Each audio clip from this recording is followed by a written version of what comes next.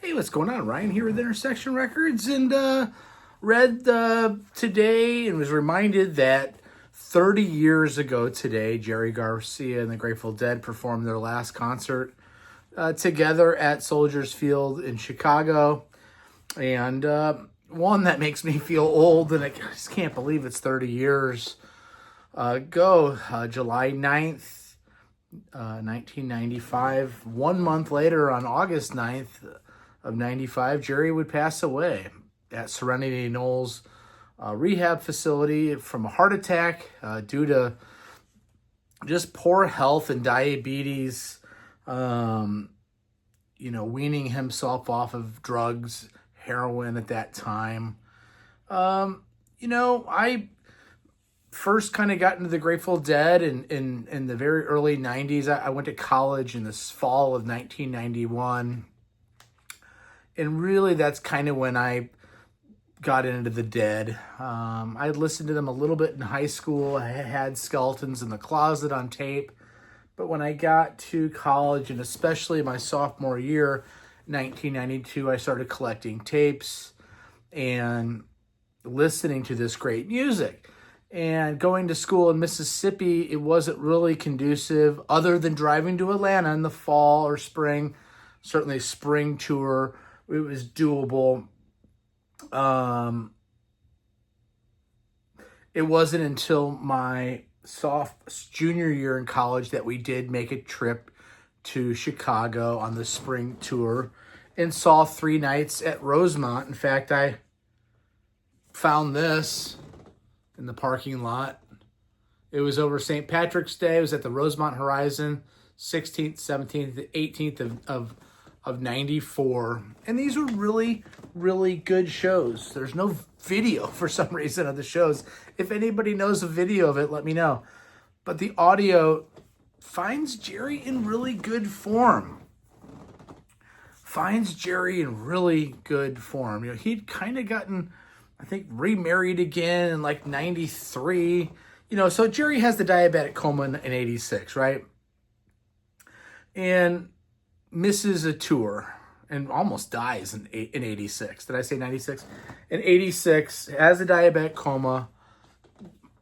With the help of Merle Saunders and others, has to kind of relearn how to finger guitar chords. Almost passes away in 86. By 87, though, the band is cracking. In 80, 87, 88, 89, 90, that spring tour in 90, is so awesome. I think Branford Marsalis at Uniondale, Nassau Coliseum. I think that Atlanta show and that whole tour. Unfortunately, after the summer tour of 90, Brent Midland passes away. They reboot for a fall tour with Vince Wilnick and the help of Bruce Hornsby. Some say that Jerry really loses it after Brent dies, but I think, and really the music changes after Brent dies, but I think Jerry having Bruce Hornsby doing press and having Bruce Hornsby around revitalizes them for the tours in 91 and into touring in 92. And he knows that with Bruce, another professional out there, another guy that's not quite his brother, because he doesn't have to impress Bobby anymore. He doesn't have to impress Phil anymore, or Mickey, or Billy. But he wants to stay clean, I think, for Bruce. And when Bruce finally leaves somewhere in 92, finally, after like 3 years of playing most of those Dead shows, I don't know that Jerry has anybody to impress anymore. And he gets sick again and misses a tour in 92. Comes back in 93 and is unhealthy. I'll never forget getting the Rolling Stone magazine. It's up in my attic. I wanted to show it. Jerry looks so healthy on the cover. And I think the title of the Rolling Stone article said "The Road Goes On Forever," which is a kind of a line from Midnight Rider by the Allman Brothers, right? And Jerry looks clear-eyed and clean, and he's happy. I think he's been newly remarried. He's scuba diving in Hawaii. I end up seeing him in the spring of 94. Jerry sounds good. Those shows are good. There's some good Boston fall tour in 94. He sounds great. Fast forward to the spring of 95. I see him in Memphis, and it's not a very good show. They play some of my favorite songs. There's moments that are great, but I'll never forget them playing Eyes of the World, which is one of my favorite songs, and it's a great vehicle for Jerry to jam on. And he doesn't do anything there. He just misses the moment, which is just uncharacteristic of Jerry. It doesn't sound good. The notes aren't there. His voice is weaker. They do a nice Candyman, and there's some nice moments. They do Standing on the Moon. It's nice. A couple days later, we went and saw him in Birmingham, and anything would have sounded great in the condition we were in. And I've watched the show, and I've listened to the show. It's actually a pretty good show. But then I go to Maryland Heights or St. Louis, Missouri in July of 95 and just see a bad show. This is the stop before Chicago. So a few shows before, and see both those shows in St. Louis, and it's just not that good. They then roll into Chicago. So I saw them on the 5th and 6th of July, and then the 8th and 9th they play their summer annual show at Soldiers Field. And they opened up with Touch of Grey, Little Red Rooster, and Lazy River Road, and I've listened to the show. It's not a very good show. I know people that were there. My brother-in-law, it was his first show, which is Jerry's last show, which is cool to say that you saw that show. But if you look into the show, it's not very good. There's a pretty good So Many Roads from it. Shakedown Street opens the second set. Phil plays Unbroken Chain again because he's playing that on the 95 tour. They close out the second set with Sugar Mag, and then they do a 2-song encore, which is kind of rare. They do Black Muddy River, and that's the last song that Jerry would ever sing. And if you listen to those lyrics, I Will Walk Alone by the Black Muddy River and Sing Me a Song of My Own. I mean, it's a song about dying. It's a song about that walk that we will all end up taking. And we will be alone. Unfortunately, in a sense, we will be, I guess. And then they actually do play Box of Rain, and then I think there's some fireworks. Relics Magazine had this to say about this. Jerry's 53 years old. And again, seeing him on that tour, he looked like he was 75. And that's not an exaggeration. The difference in his appearance from 93 to 95 and even 94 to 95 is striking. He still has some color in his hair in 93. By 95, he is completely platinum white-haired, frail in the face, even though he's still heavy. He looks bad.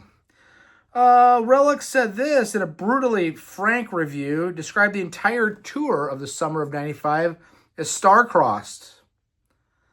And that run of bad luck continued on that night as Jerry had equipment problems. His trusted Irwin guitar Rosebud broke down, and he had to pick up Tiger for the first time like in 10 years. Not 10 years, since like 89.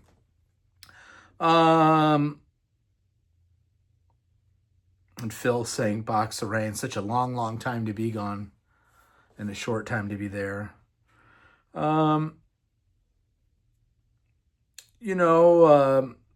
It's heartbreaking. I had, like I said, just seen my first show in March of 94. And I was going to then see shows every tour and see the runs, and they were finally coming back to St. Louis. I had graduated college by now, and looking forward to years of touring with the Dead, and he dies. And it's hard to compare Jerry Garcia's death to almost any other musician's death, in the sense that you have a band and you lose somebody that's so important, one that's the voice. I know Bob Weir sings songs, but those great, legendary songs that are part of the American songbook and the fabric, certainly of the counterculture, were the Jerry Garcia songs, the Uncle John Span, the Dark Stars, the Scarlet Fire, the Help on the Way, and Franklin's Tower, and Shakedown Street, and Reuben and Charisse, and all the cowboy songs, Deal, and all these great songs, Ripple. You can't replace Jerry Garcia. Now, the Grateful Dead has spent the last 30 years replacing Jerry Garcia with different people, and I think Phil Lesh and Friends has been the best example of that, because it's always been fresh, with new faces and new sounds. And of course, Dead and Company's made $1 gazillion doing the Grateful Dead thing and the Jerry thing. And I don't fault any of it. I've enjoyed it. I've had a lot of fun with it. But there was always a hole in that music, because the one guy that you wanted to see was Jerry. And you felt for him, because later in his career, he was out of shape and he did have diabetes. And when he sang, there was a vulnerability in his voice that endeared the fan to him and made you root for him. And when he was especially great, you gave him that, you spurned him on for more greatness. And you felt like you had a personal relationship with him, even though you didn't know him or have a relationship with him at all, other than the tapes and the bootlegs. And I had all the shows, and I know every era and loved the band, and it was heartbreaking when I heard it on the radio. And at one point I thought Andy Garcia died. I'm like, yes, Andy Garcia died, not Jerry. And then they played Birdsong on my local radio station. I'm like, why is this station playing Birdsong? And then it dawned on me, I'm like, Andy Garcia is not dead. Jerry Garcia is dead. And 30 years ago that he did his last show. And we'll probably talk on August 8th, 9th about him again. And maybe we'll be more positive. That 95 tour, he was a sick man and didn't need to be on the road. Didn't need to be in 95 degree heat in St. Louis and then Chicago in July. He needed to be somewhere where he could be monitored around the clock. And he's no longer with us. He was 53 years old. I'm 52. Anyway, we talk about only great music here every day on Intersection Records. Click like, add some comments. What was your first show? What was your last show? What were your thoughts? Was there a great later period show that you saw in 93, 94, 95? A lot of people don't even consider those good years at all for the Dead, but I know there was great shows because I saw some of them. Those shows in Chicago in the spring were great shows. They weren't 72 or 73 or 88 or 89 shows or 1977, but they were damn good 90s shows. Anyway, check out my channel. Peace out. See ya.